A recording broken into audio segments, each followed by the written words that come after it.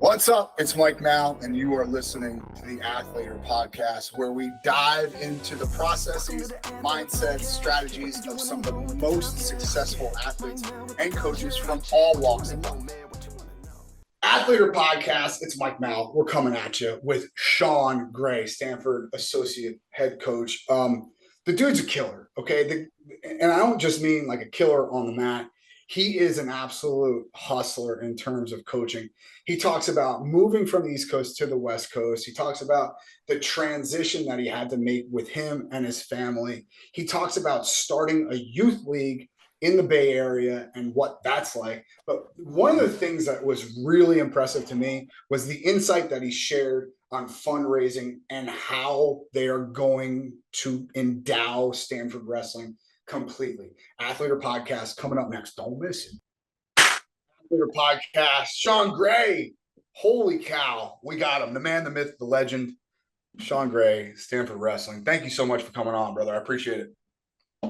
Hey man, whenever one of your homies from Jersey calls, you got to give him a call back, and just so happens here we are on the West Coast, California.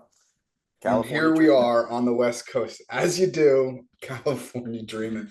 You guys there's a buzz around Stanford Wrestling, and like, I get it.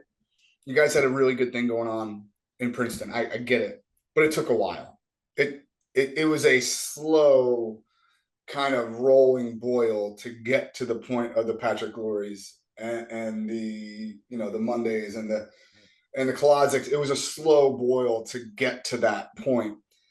This has not been like that. This has been immediate flash boil. Now, they're completely different circumstances, but how does that affect you and the staff and the way that you deal with the kids? Yeah, honestly, we had a lot of great kids at Princeton, great recruits, and you're right, it took a while to get them to where all of a sudden, we walk into a full cupboard, with a lot of talent, and literally up and down our weight class lineup, it's like we're dealing with absolute freaking superstars. It's like it's almost tough for me to get good sleep at night, because I'm just so excited to get in and work with these guys, and they're so hungry. They know now, at least we have these real proven systems of success, and everybody's bought in. The chemistry's been amazing, and it seems like this is something like this really special, young and talented group. They were just really, really hungry for, and now I feel like that they feel kind of grounded, right? So they, they've had some of these guys were their third coaching staff. A lot of the guys were their second coaching staff. So a little bit of kind of uncertainty where, it's like we have a very strong foundation, and these kids are just absolute talented superstars that we put to the test day in, day out. And they grind hard, man. It's like, the mission was for this group from Jersey to come out here and compete to win a team national championship. And, right now it looks like, we're definitely lining up to do that. At least we firmly believe that. The guys in the program firmly believe that. And man, so that buzz that you're hearing and seeing, it's very real here. And hey, man, it's full boil. So it's really exciting to come to work every day. It's an interesting group of kids too, because Nico Provo wrestles nothing like Hunter Garvin, and certainly doesn't wrestle like Stemet. And you have a way of doing things. I've known you for a long time. You have a way of doing things. You're going to be a hammer on top. You're going to use a bar. You're going to use a half. How do you teach a guy like Hunter Garvin your way of wrestling? Yeah, that's so interesting. So he was the first guy when I got with the Stanford program. I met the team at Drexel, and it was like, hey guys, I'm here.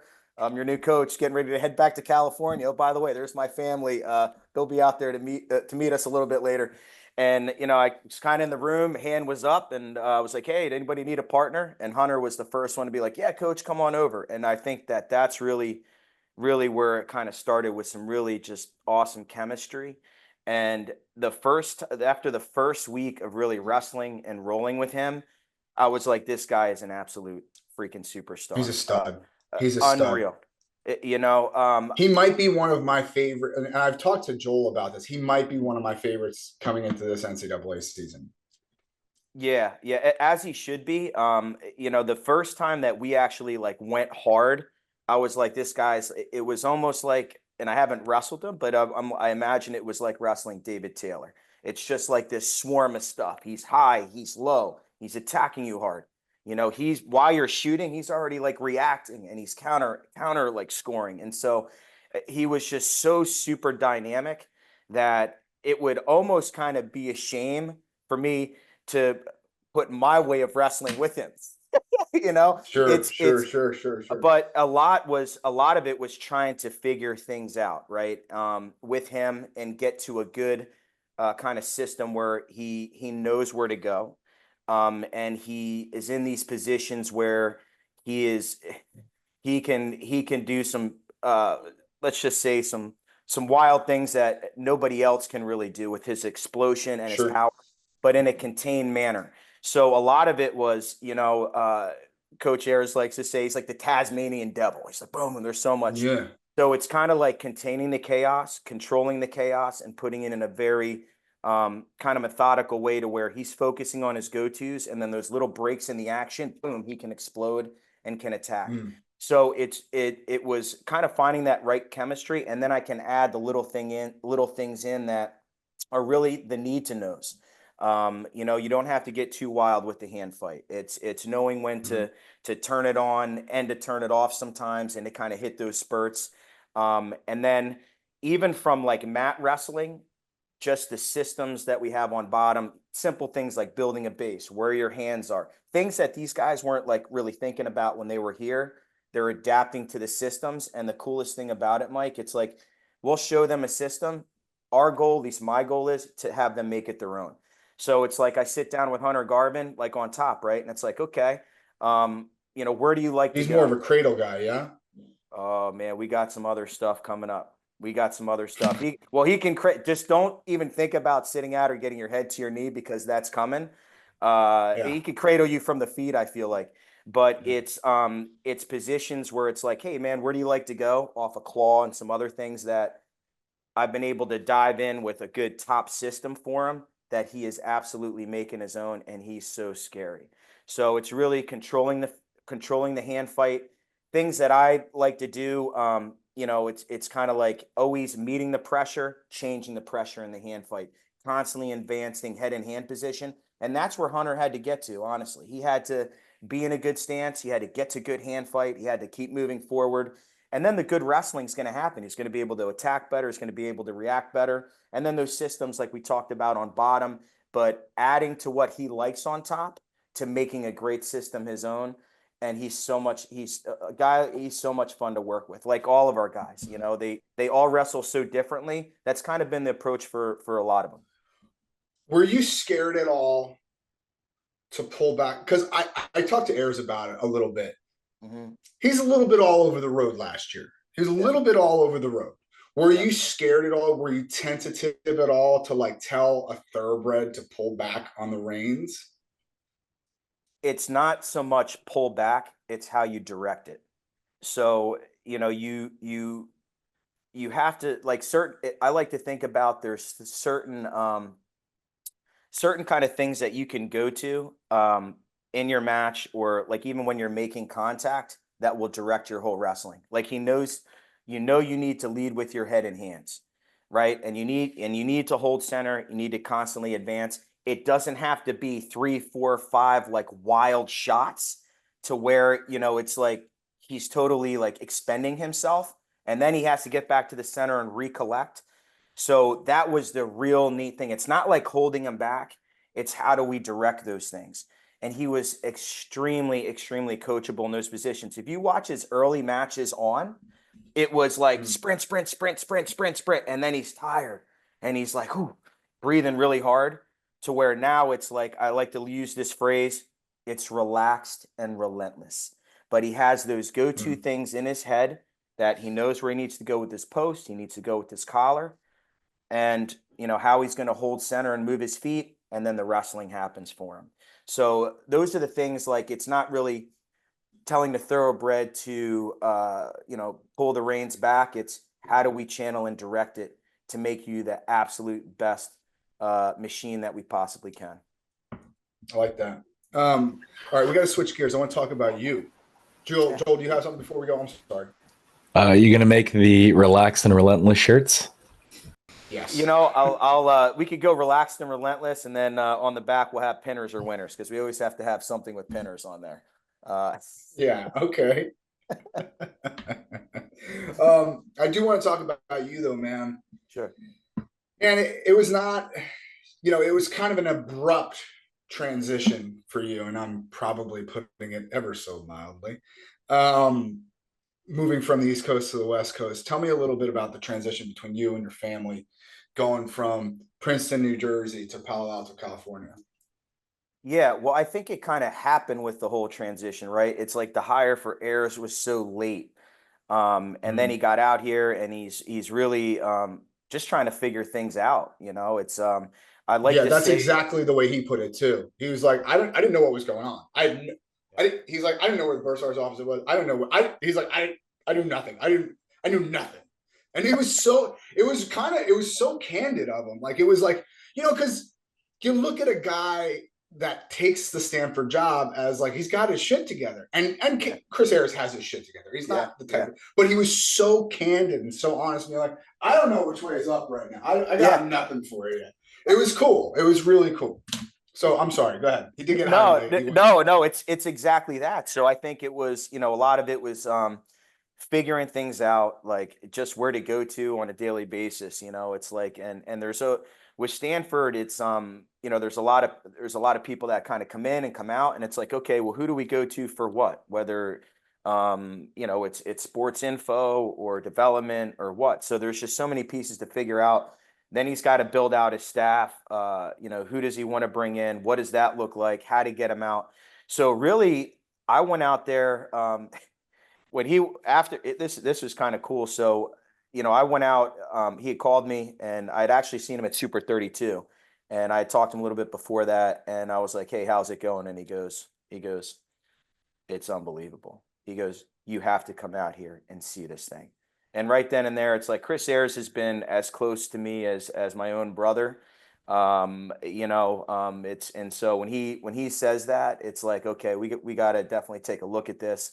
And at the same time, at Princeton, we never won a recruiting battle against Stanford ever. I'll tell you, we did one. There were some things that happened. We did get one win with some things that happened. Not sure what happened here, but it worked our way at Princeton. We got a national champ. That worked out pretty good. But we never won a recruiting battle. So it was like, I want to go out there and I want to definitely see this thing, see what it's all about. So I saw him at Super 32. That's October. And then I went out there a couple weeks later in November. And this is obviously, it's a big decision. Our feet are in the ground in New Jersey. It's like, I'm from New Jersey. My daughter's 13. My son's 10. It's like, that's all they've known is New Jersey. And so I said, all right. I was like, this is an amazing opportunity, but it's going to be a family decision. I'm not making this. I'm not the one that's like, hey, we're doing this. It's like, we're going to go out there. We're going to see it. We're going to feel it.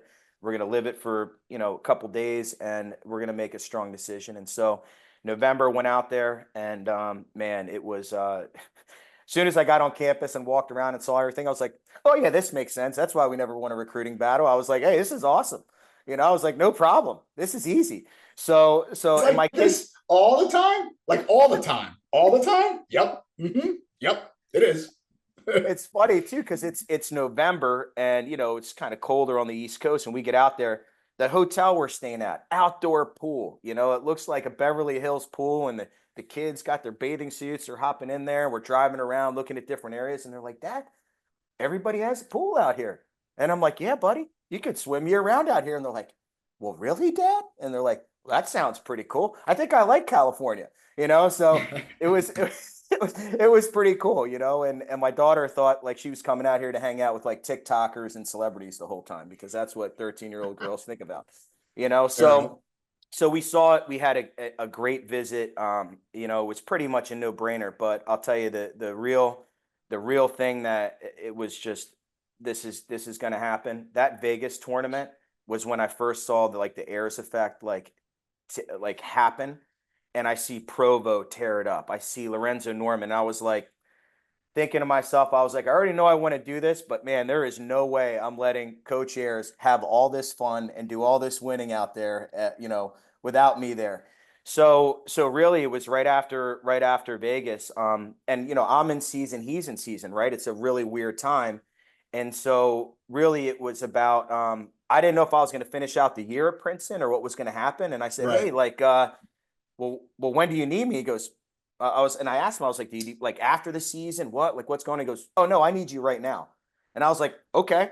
So, Okie dokie. Got it. well, yeah. So I looked at the schedule and I was like, well, you have Penn and Drexel January 21st. I was like, I'll just drive down with the family, meet you guys, and fly back with the team. So that's literally what I did.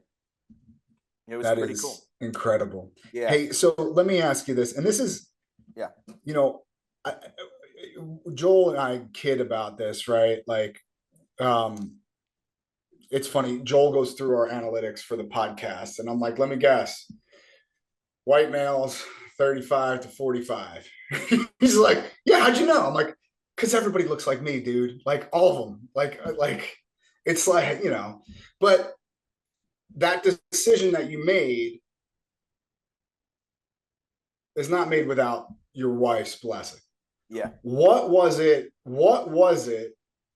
that she saw in Stanford that said, okay, we're going to uproot our family and move completely across the country? Yo, man, you're really hitting home with this one. And I really appreciate that question because, behind every great coach is a Mrs. Coach. I mean, you look at Coach Ayers and what Lori Ayers has done. My wife, I've known her since college. She saw me as a competitor. She's been with me the whole coaching career. She's seen it all, and she is literally in the trenches with me. And so, when the opportunity came about, and the first thing that I'm thinking about, Mike, honestly, and I'm thinking to myself, like, hey, are you guys going to be okay? And she goes, go. She is the ultimate competitor. She's like, we have to do this. There's no way we can't do this. We'll figure it out. And right then and there, I was like, that's my number one teammate right there. I was like, we're going to be able to do this, and we're going to kick butt in doing it. And so when she was like, go, we're fine. We had a great support network in Jersey that I knew they were going to be okay. And she really gave me that blessing to go out here and follow my dreams of, coaching Stanford Wrestling and competing for a team national championship. And not gonna lie, it was really, really hard. I mean, I'm coaching my son during his season, who's pretty good. He's a second-year wrestler. He took second in the Jersey States. We had great chemistry. We're building, and I'm leaving him mid-season too, right? So it was really hard. But when she was like, go, she's like, we're good. And then she's like, the only thing she told me though, she goes, just make sure you go out there and kill it. And so it was like, one of those things. It's funny. Like I wake up and at that time, and it was like forefront of my mind. That's what I came out here to do. And I feel like, the impact that I was able to have with some of these guys was amazing. It was immediate. And to a certain degree, I didn't have any wife or kids, so it was all about the wrestling, like the whole time. I didn't have to do pick up here, pick up there. So I was able to totally dive into the work and dive into these kids, which was really kind of a blessing to get myself rooted with them. And, the NCAA tournament came around, and, we lit it up. And I said, hey, I was like, thanks for giving me a blessing. Come out there. I was like, I hope I killed it for you, So it was cool. But I will say this, like, her Instagram handle is Mrs. Coach Gray. She is our toughest critic. She'll look at our lineup and be like, they're all in the wrong weight class. They all need to go down a weight class. You guys are so soft. You're a 141 pound. You are a 141 pounder. Does he look like a 141 pounder? Doesn't look like you. Why are you guys so soft? She is a tough critic, man, and the ultimate competitor. So, hey, perfect person to take on this journey with me. I could not agree more. That my wife, what, I'm not even going to get into it, but she's like, Jack definitely needs to go down in weight. I'm like, have you ever cut weight? Do you know what that's like? Right. Because just please don't right now. Like, he does not need to hear that right now. Kid's like Yeah. fat and happy for the first time in his life. He's going up to 44. He's fired up. He is fired up. Today he had to cut down for certification just to make sure, just in case he wants to go down to 38. Right. And Right. my wife goes, if you can make it in 2 days notice, why can't you? And I'm like, just shut, would you stop? Stop. They don't always have to cut weight. Like, not always. Jeez Louise. But she's like doing the math. She's like, he's 2 pounds over right now. How hard is it? I'm like, just knock it off. Anyway, they're psychopaths. They're worse than us. Hey, I'm They're telling worse you, than man, us. it's great. It's great. It just adds to the fire. It's so much fun. Yeah. Hey, so before we turn the cameras on, man, you were talking about starting something Yeah. in Palo Alto and in the area, in the Bay Area, and that kind of stuff. It's, taking on one of the best recruiting classes in the country. Not that it's easy, because you had to keep them all, because that's really hard, but that's kind of does a lot of itself. You're trying to start youth wrestling as almost a feeder program for Stanford Wrestling in that area, which it desperately needs. Yeah. How's that going?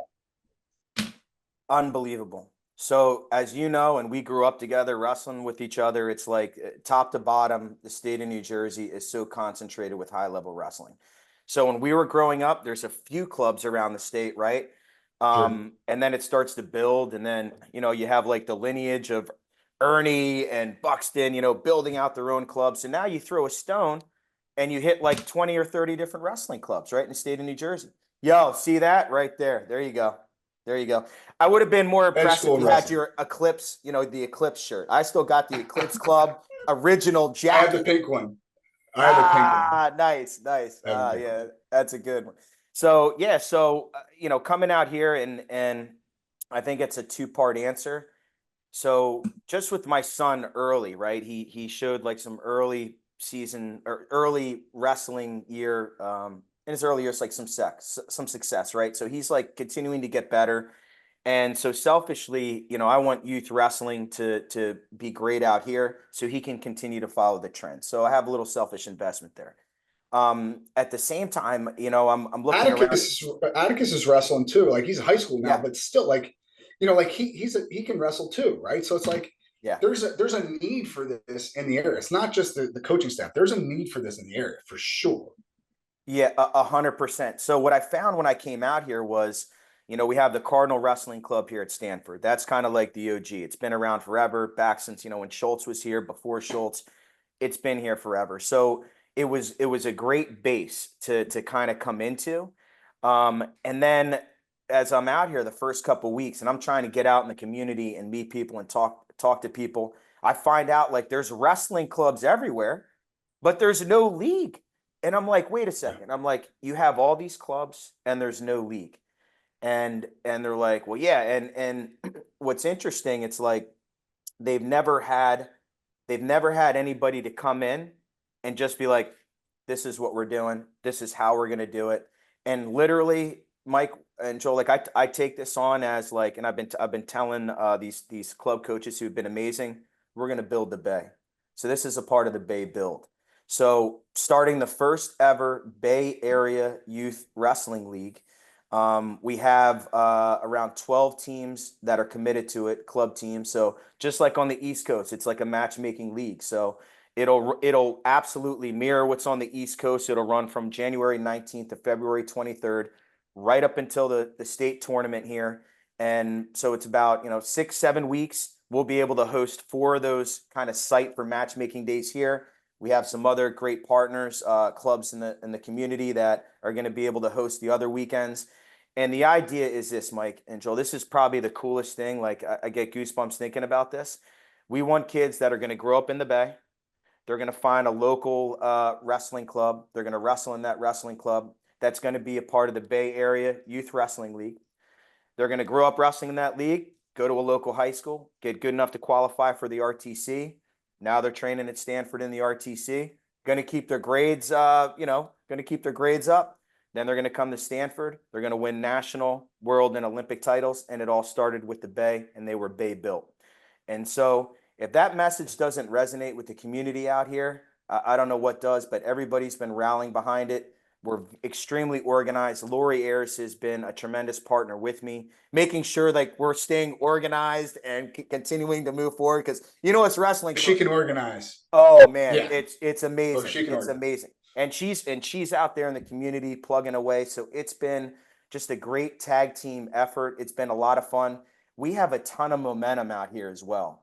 Like we're very organized. So I know you're familiar with Warzone, right? The software Warzone. Sure. Mm-hmm. Okay, Yeah. so we're bringing Warzone to California. We got a great coach out here, and I'm going to give him a shout out, Dan McCune from Fremont High School, who's been an amazing partner. He's been doing a lot of tournaments in the area for a long time and knows the community real well. And he's kind of been the right hand man in helping to organize software, just a general organization, and he's all in, introducing me to different people, different club coaches. So yeah, so right now we got about 12 teams committed, very organized, and yeah, it's going to be an awesome kickoff year, this inaugural year. It's something incredible the Bay's been hungry for, something we're going to build off of for the future and continue to build the ecosystem of wrestling out here in the Bay. Yeah, McCune is a perfect person to partner with. The dude he literally knows everyone in California, and everybody knows him. It's really interesting. Like when I first started coming out here, he was the first, I think he was the first person to bring me out here for camps and stuff. And I remember going, you just know everybody, right? Like, cause it's not like Jersey in the way of like, Jersey's such a small, congested thing that like, yeah, of course I know Sean Gray, even though he grew up an hour from me. Of course I know Chris, so yeah, I knew all those guys, but like, I'm talking like these people are 8-9 hours away from each other. And he's like, yeah, of course. Yeah. Just here's his phone number. Boop. I'm like, okay, that's great. And that he is the best person to go about that for sure. He's the dude's aces, by the way. Yeah. What challenges have you faced because you kind of like, it's hard to split, like you don't have enough time in the day. I know you don't, right? Between being a father and husband, coaching at the highest level in folk style wrestling, putting together dad coach type of stuff, and then putting together a youth league. Sounds like a lot, Grayburn. I love you, but it sounds like a lot. That's why I keep lifting back so much, because I'm carrying a lot, Has nothing to do with you, the way you look in a Rashi. Nothing to do with that at all. Nothing. But it's like coming out here, Mike. It's kind of like this. I feel so humble and grateful to have this opportunity and these opportunities to build upon. I pinch myself waking up, man. It's like I'm a poor farm kid from New Jersey that grew up hard, that grew up tough. And the reason I got good at wrestling is because my dad was like, well, you're either working on the farm or you're training. I was like, I'm training. No more farm. I was like, that's too much. To where it's like, I'm still putting a lot of those, great instilled principles to work out here. I mean, literally, I'm there. We have practice at 7 a.m. So we're there at 7 a.m. We'll have meetings during the day. I have guys coming in for one-on-ones throughout the day. And then, maybe I shoot home, I pick up my son, I get back in the afternoon, I'll do some more one-on-ones. And then I'm there doing the youth club at night, and then scheduling different Zooms with coaches. So I just feel fully invested, and I don't look at it as it's like work. I look at it as like, man, we're doing so much cool stuff. And if you talk to any of our Stanford guys, that's been the phrase. That's been the motto. We're doing cool stuff. And it is a blessing to be able to do this. And so I've always had this philosophy as well. It's like, if you kind of look at my career, kind of where I've been, it's like, if you can be the first to do something, that is totally special. Like what we're getting ready to do at Stanford, what we did at Princeton, we set a lot of the records. We're going to do the same here at Stanford. We're going to be the staff to do that, and it's going to be so many new things and new, definitely new challenges, but all these great things that are going to come with it. We're creating a community, a big community of wrestling here that's hungry for that need. We're building a youth league. We're building some of the best collegiate wrestlers that you guys are going to get to watch over the next 2, 3, 4, 5 years.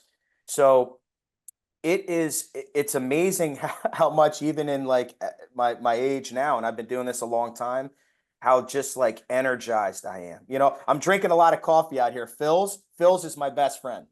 Phil's is my best. I got Phil's here. I had Phil's home brew at home. I get Phil's in the afternoon. It's like, so really, really fueled up there. But man, I'm humbled and grateful to be doing all these things, Mike. And it's like, you just got to stay on top of it and, keep plugging away, and a lot of cool things are going to happen. For sure. Yeah, I want to kind of shift gears to how much. So, Stanford Wrestling is kind of is an interesting case study to me, because program gets dropped, and it reminded me. I remember hearing about it, and it reminded me of the Colts leaving Baltimore, how they just packed everything up in the middle of the night and just gone. I'm like, whoa, what happened here, right? Mm-hmm. That's kind of what it felt like when they decided to drop Stanford Wrestling, and then the backlash that came next, the groundswell of support from not just the wrestling community at large, because let's be honest, that doesn't do much. It makes a lot of noise on Twitter, but it doesn't really do much. The groundswell of support from alumni and the community is really what got Stanford reinstated. And yes, it had to do with the national tournament and Shane winning the title for sure. Mm-hmm. But there's a fundraising machine in place right now, and it seems like Borelli kind of started it, Cole oversaw it, and now Ayers is keeping it going. How much of that are you a part of? All of it.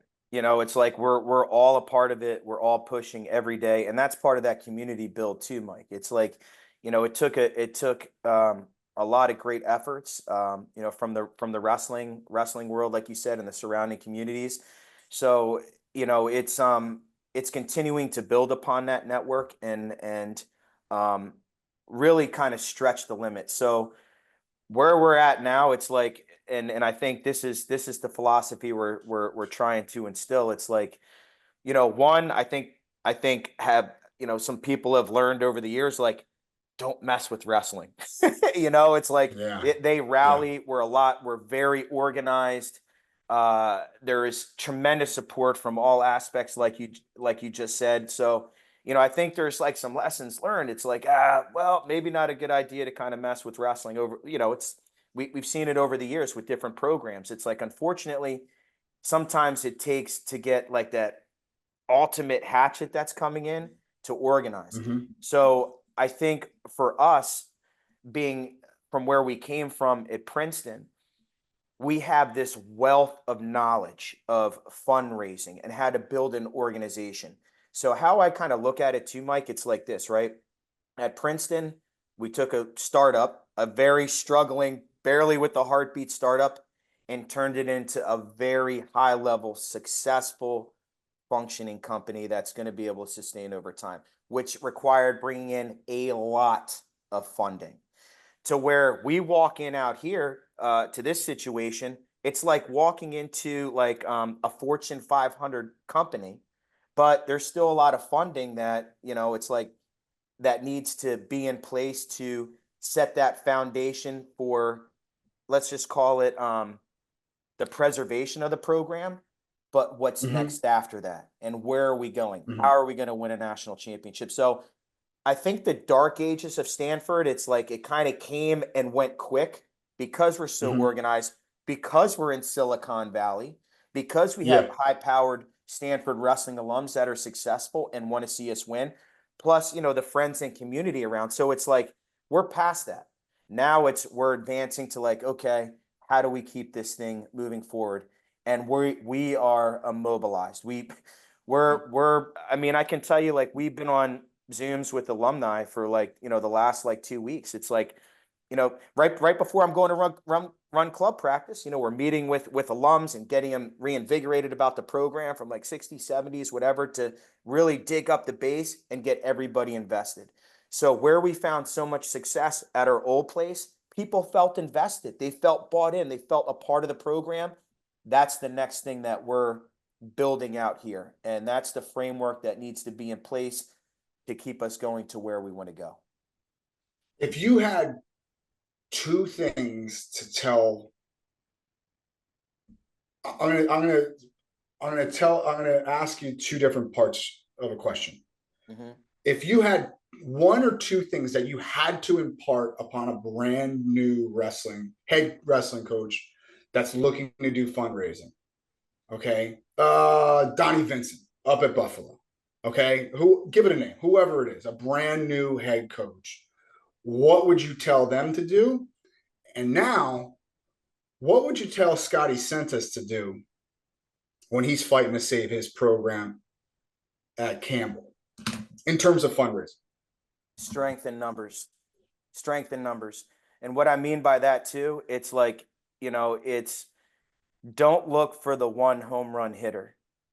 Look for 500 of them.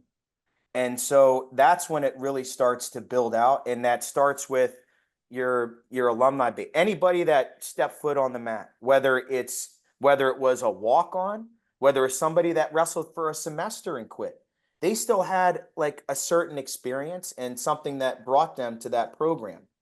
Tap into those people. You don't know what they're doing now. They could be an oil tycoon down in Texas sitting on a lot of money. There's your one. But really dive into anybody that's set foot in that room in the past. Get very detailed and organized with it. So, you could pull up anybody at any time. Give them that sense of investment coming on the journey with them. So it's kind of like whether they're given $20 or they're given $100,000, the mission doesn't change. It's to, preserve and protect the program, but also to keep moving it forward. We shouldn't have the mindset of like, man, let's try to save the program. It's like, all right, let's set that foundation, because you see the world around us, Mike, Joel, you see the world around us. A lot of it is kind of rich get richer, and you have to have the antennas up. You have to be able to extend your reach. Don't be the old school wrestling coach that's just, I'm just going to produce all Americans and national champions, and it's going to be a great program. It's going to be forever. It doesn't happen that way. You have to be thinking holistically. So I would say strength in numbers, think holistically.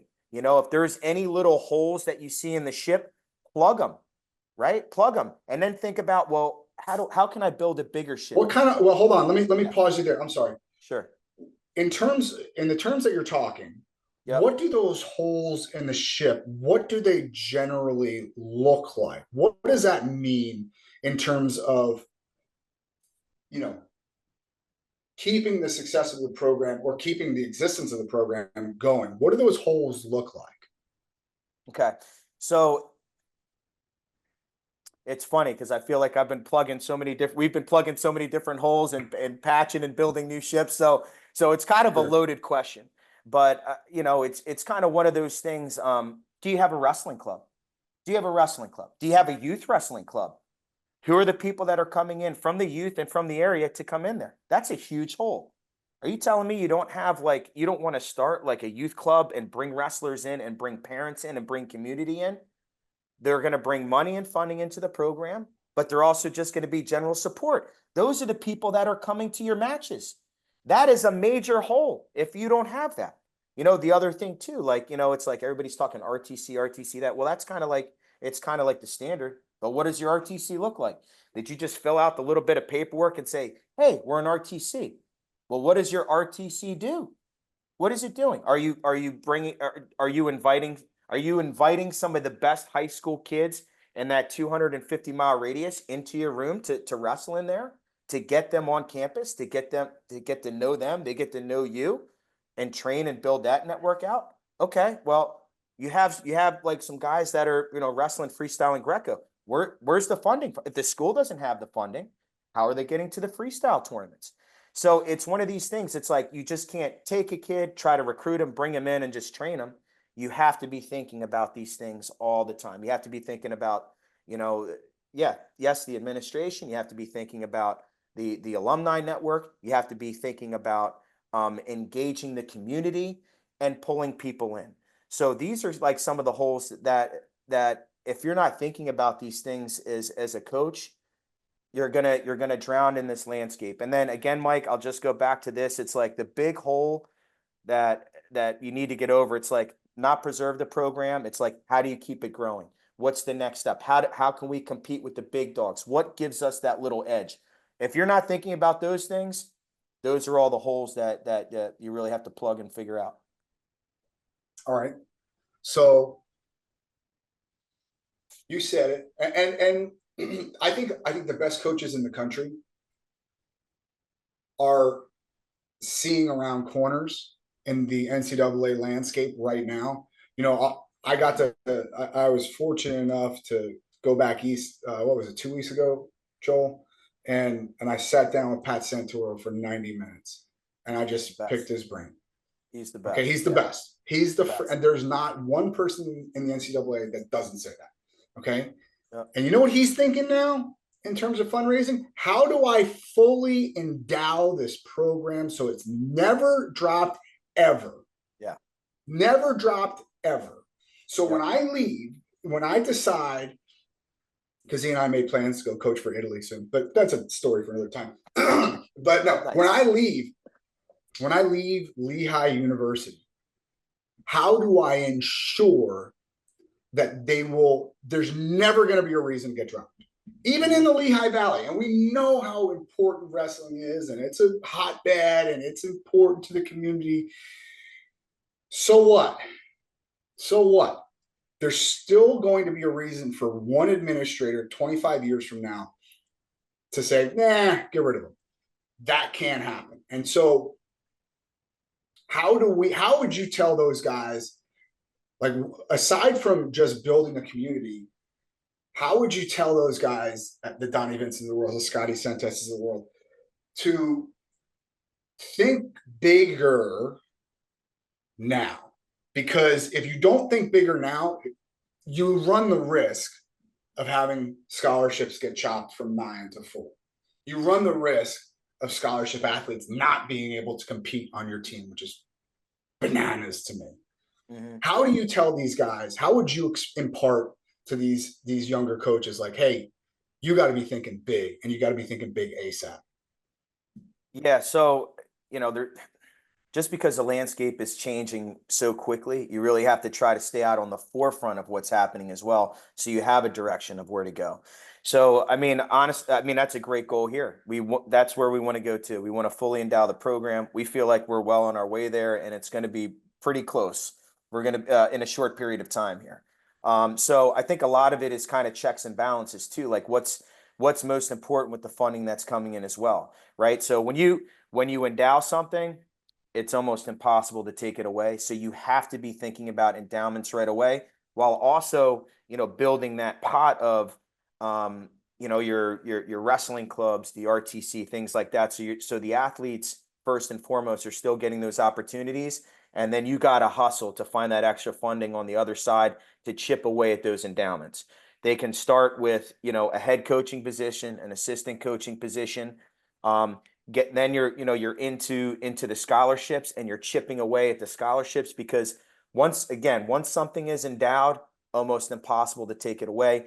And you really want to be thinking about, like, getting to a point to where if you've generated enough and you have enough in the bank, it starts to generate itself. And now where can the extra go? So that's really where you have to be willing to do the extra.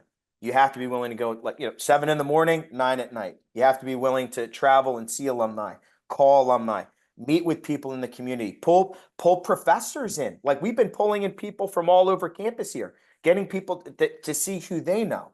So it's like sharing the mission with the people of where you're trying to go, and also utilizing the help. Like, well, it's kind of like establishing the relationship and then seeing who they know, who you could possibly build in to bring out that network. But absolutely, it's kind of like endow, but also make sure you're any little extra or anything that you're pulling in that can go towards a wrestling club, so your wrestlers have those opportunities to, get to Vegas and world team trials and things like that, can continue to flourish on that end. But it's an endless hustle, and you have to be willing to do those things. That's just the landscape for a coach. You're just not coaching wrestling anymore. You're thinking like a CEO, exactly like exactly all those things that you just said. How do you balance short term and long term? Well, I think it's kind of like each situation is different, right? So, I think there's definitely the fundraising that's for operational. So it's like, okay, what do we need to operate the program? Where are we going on our trips? What does that look like? And then you have to add that side And that hustle. might vary from school to school. Am I correct? Am I correct in that? Right? Because flying out of Palo Alto or flying out of SFO might be different than flying out of somewhere in North Carolina. I don't know where you know what I mean? Like that, Yeah. It could actually be the opposite of what most people are thinking. It might cost more to fund a team in the sticks of North Carolina than it does in Silicon Valley, at some regards. So 100%, and that's it. Every situation is different. So you're going to have your fundraising to make sure you're getting to all the competitions that you need to, as far as recruiting, as far as competing.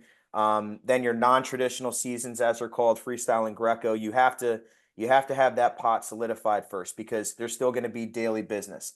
But then you have to have the ultimate side hustle, right? So a lot of it is educating alumni and community of, like, what do the pots look like? What are you donating to? If you're giving money, what are you donating to? Clearly spelling it out. Well, this is going towards our travel budget because, we want to go wrestle Iowa this year. Okay, you have a larger gift. This is going towards the endowment, and we're going to start to build out that endowment. So it's taking care of the day-to-day. Again, it has to be about the student athletes and making sure they're getting what they need, but then the ultimate side hustle of starting to build the endowment pots. And then as that starts to go, I'll tell you one thing, you start to get momentum and you start to meet people, then it starts to build. Then there's a lot of excitement around that, right? And investment. And that's when it really takes off, and a lot of really cool things can happen. Yeah.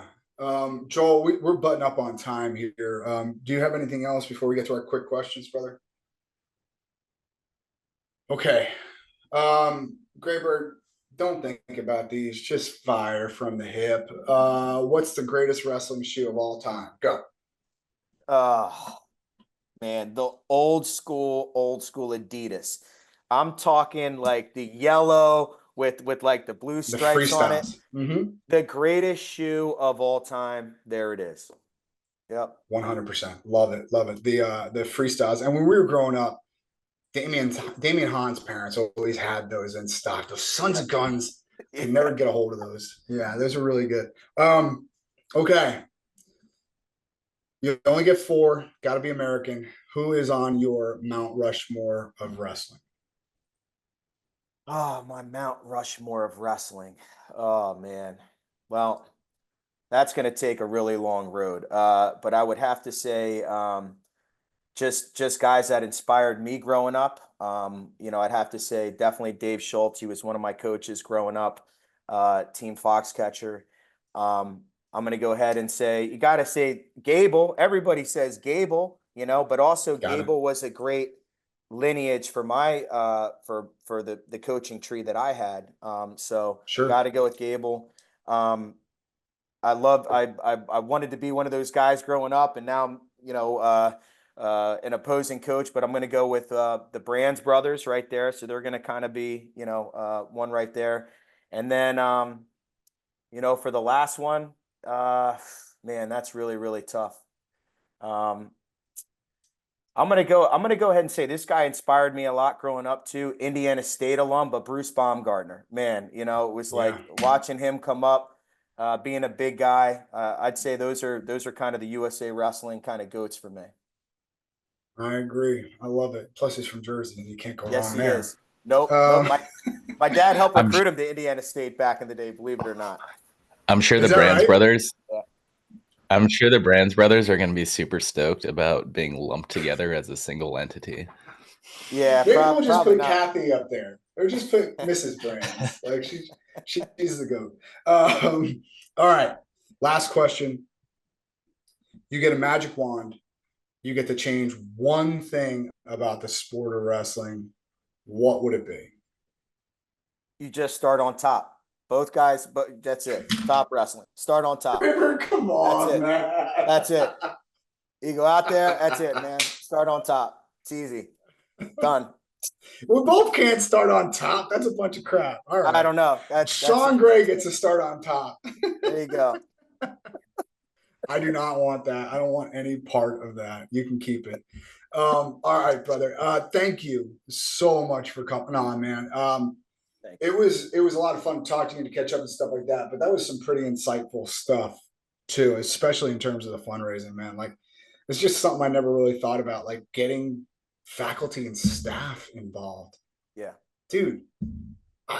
It was sometimes when I do these I have these conversations with coaches. Valenti was like, yeah, you know what? Go give this faculty and staff a wrestling t-shirt.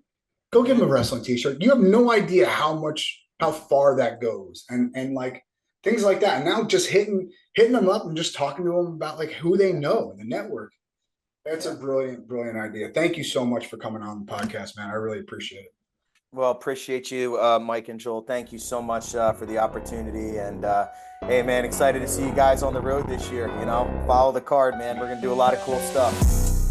Wait. Don't go anywhere before you hit that next button. If you enjoyed listening to this episode, do us a huge favor. Click that subscribe button. And if you're so inclined, leave a review and share it.